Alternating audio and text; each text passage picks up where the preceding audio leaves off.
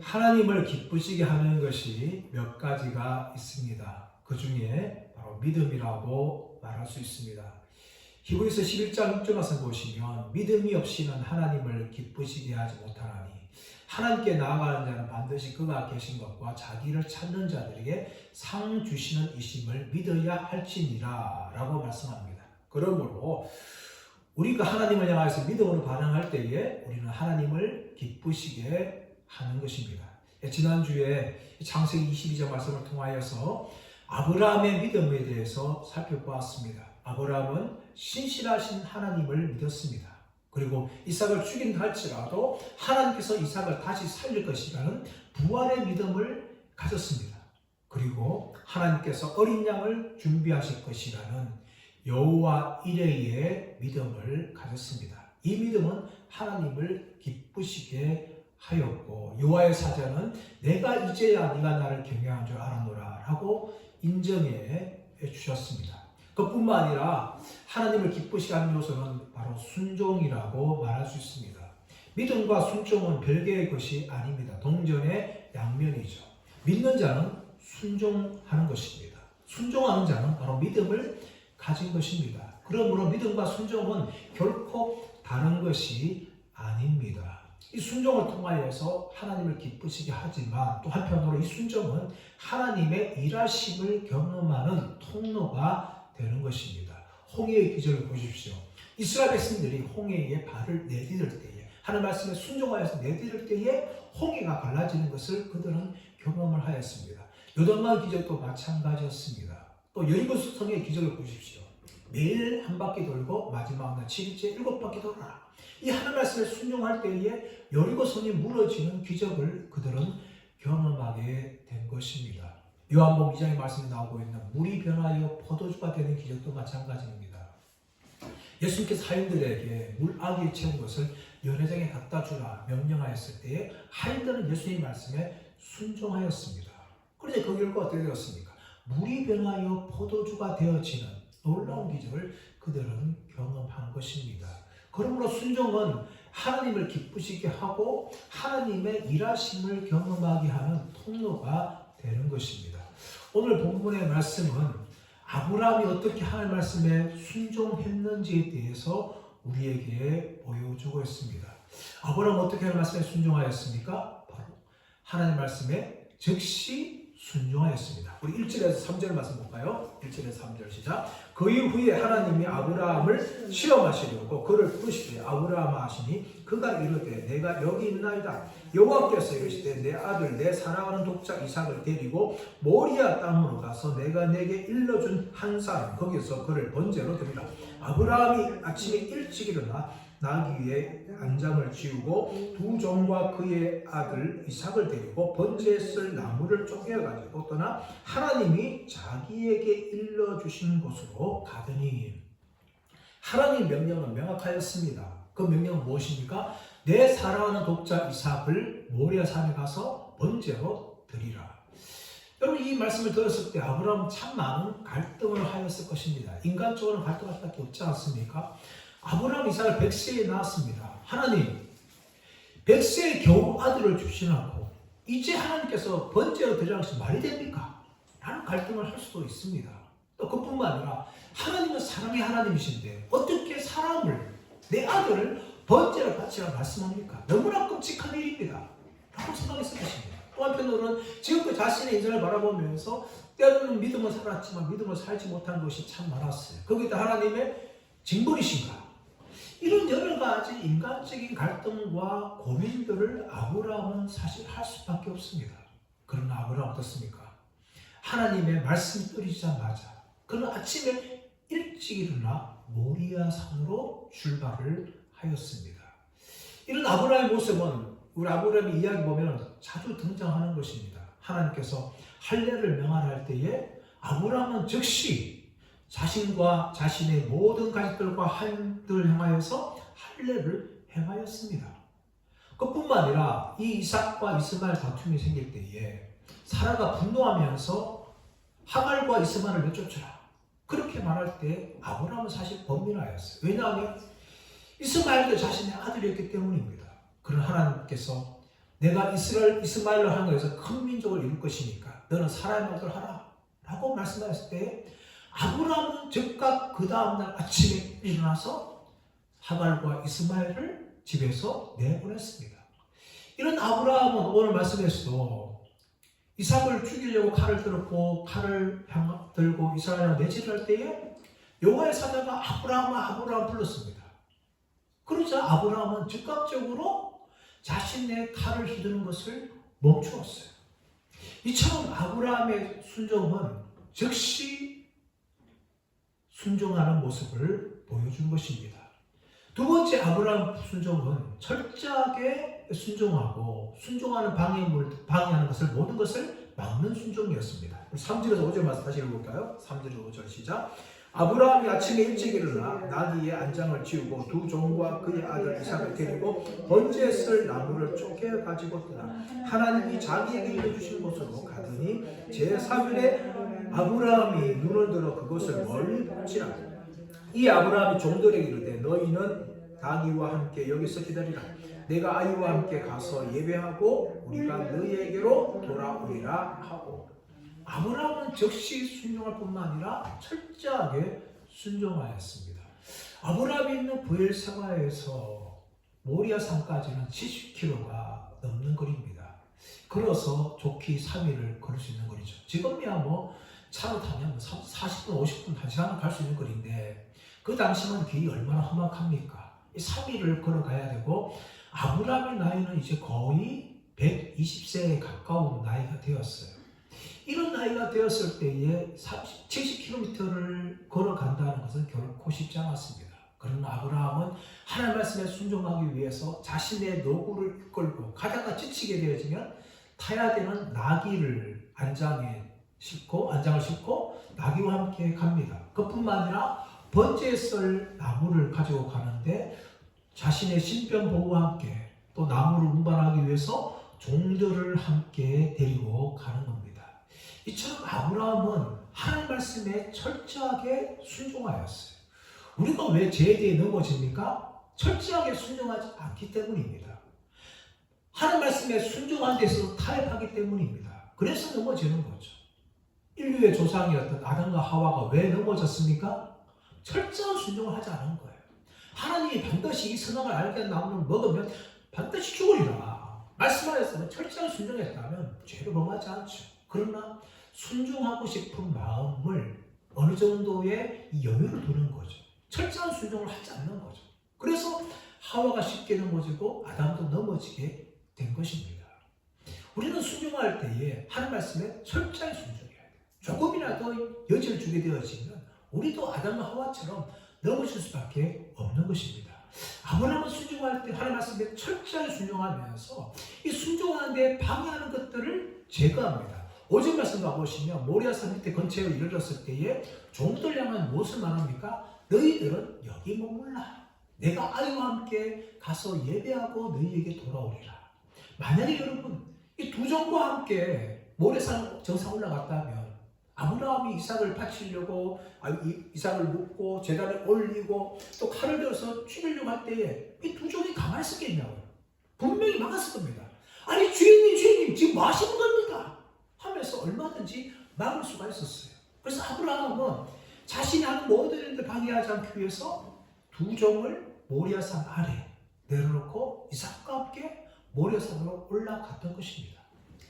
여러분의 순종하는 데 있어서 방해물을 제거해야 됩니다. 그뿐만 아니라 우리는 여러 가지 영적인 면에서도 우리를 방해하는 이 방해물들을 제거할 수 있어야 돼요. 예를 들어서 우리가 주일 예배를 드린다면 우리는 토요일을 거룩하게 보내야 돼요. 토요일을 거룩하게 보내지 않으면 주일 예배에 실패할 수밖에 없는 것입니다. 토요일날 늦게까지 놀고 늦게까지 오라고 하다 보면 주일 아침에 영적인 이 마음이 안 생겨요. 또 예배자의 사모함이 없습니다. 또 몸도 피곤해요. 그 다음에 주일 예배에 빠질 수밖에 없는 거죠. 이렇게 되어지는 것입니다. 경건 생활도 마찬가지입니다. 우리가 매일매일 아침에 일어나서 기도하고 말씀 보기 위해서는 매일매일 시간을 절제해야 돼요. 우리를 방해하는 것들을 막아야 됩니다. 그렇지 않고서는 그런 삶을 살아갈 수가 없는 거예요. 아브라함은 순종한 데 있어서 이 순종의 방해물들을 철저하게 제거하였습니다. 그뿐만 아니라 아브라함은 하나님의 응답이 있을 때까지 아브라함은 순종한 것입니다. 9절 10절 말씀 함께 읽겠습니다. 시작. 하나님이 그에게 이르러 주신 곳에 이른지라 이에 아브라함이 그곳에 제단을 쌓고 나무를 버려놓고 그의 아들 이삭을 결박하여 제단 나무 위에 놓고 손을 내밀어 칼을 잡고 그 아들을 잡으려 하니 하나님의 말씀에 따라서 이제 이삭을 번제로 드리려고 하죠. 이삭을 결박합니다. 또 제단 위에 나무를 걸어놓고 그 위에 올려놓아요. 그뿐만 아니라 칼을 들어서 이삭을 잡으려고 합니다. 이삭을 잡으려고 했다. 10절에 보니까 또 이렇게 되어 있죠. 손을 들어 이삭을 잡으려 하니. 사실 이 번역이 좀 너무나 약한 번역이에요. 잡으려 했다는 이 히브리 단어가 사트라는 단어인데 이 단어는 칼로 짐승을 사려하여 짐승을 죽일 때 사용하는 단어였다는 거예요. 잡으려다는 것이 아니라 실제로 이삭을 칼로 죽이려고 살해하려고 번제를 드리려고 그렇게 아브라함은 행동한 거예요. 왜 이렇게 행동했습니까? 하나님 말씀에 끝까지 순종하는 거죠. 하나님의 응답이 있을 때까지 아브라함은 순종하였습니다. 여러분 하나님의 일하심은요 중간에 순종하다 포기하면 하나님의 일하심을 경험할 수가 없는 겁니다. 하나님의 응답이 있을 때까지 여호와의 사자가 아브라함 부르면서 아브라함을 멈추게 할 때까지 그때까지 아브라함은 진짜로 순종한 거예요. 흉내낸 게 아닙니다. 여러분 끝까지 순종한 거예요. 이럴 때 하나님의 일하심을 아브라함은 경험하게 되는 거죠. 여호와 이레는 바로 그것을 통해서 경험할 수가 있었던 것입니다. 열왕기하 5장 말씀에 나오고 있는 나만 보십시오. 나만이 한 번 씻다가 포기하고 두 번 씻다가 포기하면 어떻게 자신의 몸이 깨끗함을 입었겠습니까? 엘리사 선지자의 말 듣고 7번까지 들어가게 되어지니까 자기 몸이 깨끗하게 되는 것을 이 나아만은 경험한 것입니다. 중간에 포기했다면 그것을 경험하지 못한 거죠.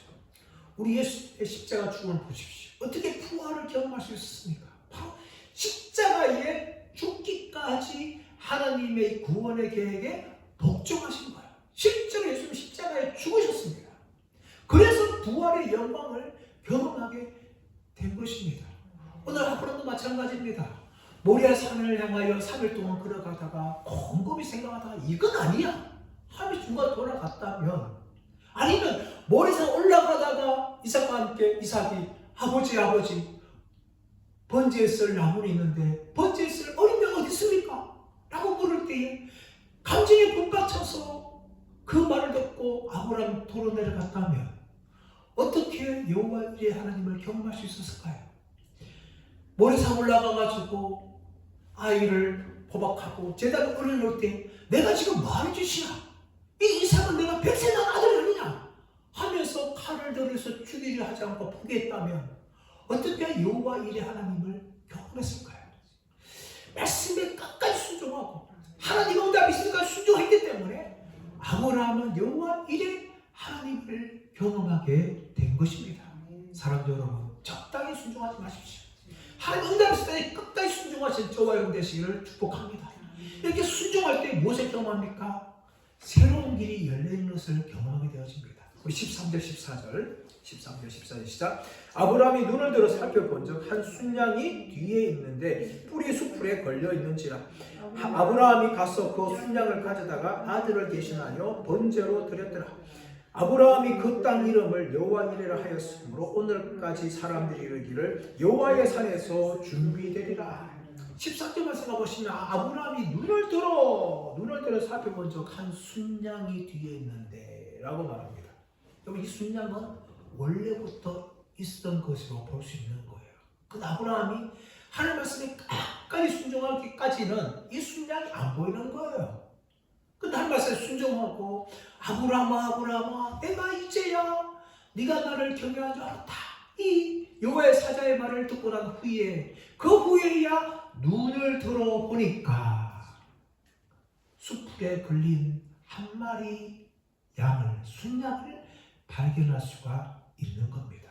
그제서야 하나님이 눈을 열어주신 거예요. 우리가 순종할 때 하나님은 우리의 눈도 열어주시고 우리의 막힌 길도 하나님은 열어주는 분이심을 믿으시기를 간절히 바랍니다.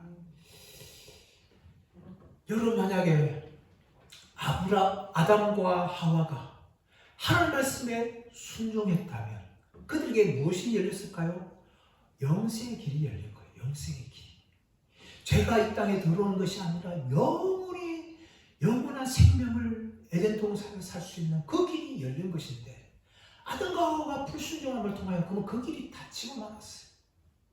요나를 보십시오.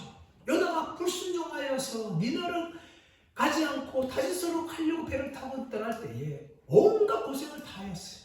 하지만 물고기 뱃속에서 회개하고 하나님 말씀에 순종하여서 니네 사람들 향하여 외칠 때에 니네 사람들이 베옷을 입고 금식하며 회개하며 그 땅에 부흥이 일어나는 것을 요나는 경험할 수가 있었던 것입니다. 하나님의 이처럼 순종한 자에게 길을 열어주세요. 그럼 이삭은 그 인생을 보게 되어 지금 굉장히 평탄한 인생을 삽니다. 아버지 아브라함에 비해서 굉장히 평탄한 삶을 살아요. 이삭은 가는 곳마다 우물을 파며 우물이 터져 나오고 농사를 지면 100배의 열매를 거두게 되어지는 그런 놀라운 이 경험을 정말 그 인생 가운데 평탄하고 복된 삶을 살게 됩니다. 근데 그렇게 이삭이 살게 된 계기가 무엇일까요? 바로 이 모리아산 사건이에요. 이미 이삭은 아버지 아브라함을 능가할 수 있는 힘을 가지고 있었어요. 17세에서 20세 정도의 된 나이. 그 정도의 나이라면 얼마든지 100세가 120세가 된 그 아버지를 제압할 수 있었어요. 그러나 이삭은요, 아버지가 자신을 묶을 때에 제단에 올려놓을 때에 순수히 다 묶이고 제단에 올려집니다. 칼들이 자기를 죽이려 할 때에도 결코 이삭은 피하지 않아요. 이처럼 이삭은 아버지의 모든 한 행동에 그대로 다 순종하였습니다. 그래서 이삭의 인생이 여러분, 아브라함과 달리 다른 믿음의 조상들하고 굉장히 평탄하고 하나님 주시는 복을 누리는 그런 삶을 이삭이 산 겁니다. 우리 주 예수님의 이 부활의 영광이 어떻게 있었습니까? 바로 십자가에 순종이 있었습니다. 십자가의 순종. 여러분, 예수님은 양처럼 죽으셨어요. 여러분, 양과 염소는 죽을 때 아주 대표적인 보임을 보입니다. 양들은 목자가 자신을 목을 찌를 때에 그 피가 내장까지 흘러도 양들은 큰 소리로 울거나 발버둥치지 않습니다. 그냥 눈만 끔뻑끔뻑하면서 자신의 목숨이 닿을 때까지 그렇게 죽어가요. 그러나 염소를 죽일 때는 온 동네 사람 다 듣습니다. 너무나 고통스러워 크게 울고 발버둥치면서 염소의 죽음은 양과 너무나 대조적인 죽음을 보여주는 거죠. 예수님께서는 염소의 모습을 죽은 것이 아니라 양의 모습을 죽였어요. 겟세마네 동산에서 자신을 재판한 군병 앞에서 내가 그렇다 하면서 순직하게 잡혀가셨고, 불의한 재판을 당할 때에도 그 불의한 재판을 대항하지 아니하시고, 또 못 박힐 때도 십자가에 달릴 때에도 예수님은 하나님의 구원의 계획에 양처럼 그렇게 죽어가셨어요. 그래서 어떤 일이 났습니까? 3일 후에 부활의 영광을 예수님께서 경험한 것입니다. 사랑하는 여러분, 우리가 순종하게 되어지면 하나님은 우리의 순종을 보시고 우리가 예상치 못한 놀라운 일을 행하시는 분이십니다. 막혔던 길도 열어주시고 보이지 않는 것도 보게 하시고, 이것이 하나님의 일하시는 줄 믿습니다. 그리고 순종은 하나님의 축복을 최종적으로 완성합니다. 우리 17절 18절 말씀 볼까요? 시작. 내가 내게 큰 복을 주고 내 씨가 크게 번성하여 하늘의 별과 같고 바닷가의 모래와 같게 하리니 내 씨가 그 대적의 문을 차지하리라. 또 내 씨로 말미암아 천하 만민이 복을 받으리니 이는 내가 나의 말을 준행하였음이니라 하셨느니라. 아멘. 여러분, 17절 18절은 지금까지 하나님께서 아브라함을 가나안 땅에 들어오게 하신 후 하셨던 모든 약속의 마지막 약속이에요. 이 약속은 새로운 약속이 아닙니다. 이미 첫 번째 했던 그 약속을 다시금 반복하시는 거예요. 반복하시는데 앞에 6번에 걸쳐서 하나님께서는 아브라함에게 내가 내 씨를 창대하게 하고 내 이름을 번성하게 하겠고 내 후손에게 땅을 주겠다. 하나님이 이 약속하셨어요. 그리고 이 17절 18절은 마지막 7번째 말씀입니다. 이 말씀 위에 이제 아브라함의 인생을 향하여서 하나님의 약속은 나오지 않습니다. 이것으로 완성된 거예요. 이 7번째 하나님의 약속이 어떻게 주어진 겁니까? 모리아산에서 아브라함이 순종하니까 마지막으로 이 약속을 하신 것 통하여 하나님의 모든 약속에 점을 마침표를 찍는 것입니다. 이것이 아브라함의 순종을 통하여 받은 축복의 약속이라는 것입니다. 우리가 순종할 때 하나님 우리를 통해서 그분의 약속을 이루시는 분이시라는 것을 믿으시기를 간절히 바랍니다. 여러분, 우리가 이 9월에 있어서 예정설을 알고 있어요. 예정설. 예정설이 뭡니까? 하나님이 이미 창세전부터 우리를 택하셨다. 이게 예정설이에요. 그래서 구원받는 백성이 된다는 거죠. 근데 이 예정설 외에 다른 부분들은 하나님 우리의 자유롭게 맡겨놓으신 거예요. 어느 직장을 갈 것인가? 어느 대학을 갈 것인가? 누구와 결혼할 것인가? 어디가 살 것인가? 어느 집에 살 것인가? 이 모든 것들은요, 하나님이 우리에게 자유를 맡겨놓으신 거예요. 그러기 우리 자유를 맡겼다 해서 아무 때나 살면 안 되죠. 하나님의 말씀의 원리에 순종하면서 살아야 되는 거예요. 돈을 벌어도 죄 짓는 방법으로, 사기치는 방법으로 버는 것이 아니라 하나님의 말씀의 원리, 부지런히 성실하게 일하면서 버려야 되는 거죠. 여러분, 이것이 이 땅에서 그리스도인들이 살아가야 될 삶의 자세입니다. 아무리 자유를 산다 할지라도 하나님의 말씀의 바운더리를 벗어나면 안 되는 겁니다. 우리는 그렇게 살아야 되고 또 그렇게 사는 자들에게 하나님 뭡니까? 복을 주신다라고 약속합니다. 신명기 28장 1절 말씀 보시면 이렇게 되어 있습니다. 신명기 28장 1절. 내가 내 하나님 여호와의 말씀을 삼가 듣고 내가 오늘날 내게 명하는 그 모든 명령을 지켜 행하면 내 하나님 여호와께서 너를 세계 모든 민족 위에 뛰어나게 하실 것이다. 15절 말씀. 내가 만일 내 하나님 여호와의 말씀을 순종하지 아니하여 내가 오늘날 내게 명하는 그 모든 명령과 규례를 지켜 행하지 아니하면 이 모든 저주가 내게 임하고 내게 미칠 것이니. 여러분, 이 말씀 뭡니까? 하나님의 말씀에 순종한 자에게 하나님께서 복을 주시고 하나님의 말씀에 불순종한 자에게 하나님이 저주와 심판하시겠다라는 분명한 말씀입니다. 그러므로 우리 믿음의 성도들이 이 땅에서 하나님의 복을 누리는 방법은 명확합니다. 그것이 무엇입니까? 하나님 말씀에 순종하는 거예요. 그러니까 여러분, 하나님께서 하나님 말씀에 순종하라라고 말씀하시지만 이것은 우리에게 억지로 강제로 요구하지 않습니다. 우리가 자발적으로 하나님 말씀에 순종하기 원하세요. 순종하느냐 불순종하느냐는 우리의 선택이에요. 하나님 억지로 순종하게 하지 않습니다. 이것은 예수님께서 라오디게를 향하여서 하시는 말씀과 비슷합니다. 요한계시록 3장 20절에서 보시면 볼지어다 내가 문 밖에 서서 두드리노니 누구든지 내 음성을 듣고 문을 열면 내가 그에게로 들어가 그와 더불어 먹으리라. 이렇게 말씀하세요. 여러분, 우리 순종은 하나님께서 순종하라 라고 문을 두드리시지만 그 문을 열고 순종하는 것은 우리의 책임입니다. 그러나 이것을 강제적으로 하나님이 요구하지 않았어요. 하나님은 단순히 네가 내 말에 순종하면 내가 너를 복주겠다.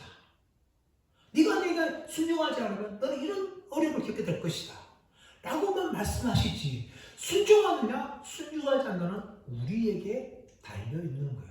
하나님 결코 우리를 로봇으로 만들지 않았습니다. 하나님의 프로그램을 다 입력해서 너는 이렇게 해야 된다 라고 말하는 것이 아닙니다. 그냥 가이드라인만 제시해 주신 거예요.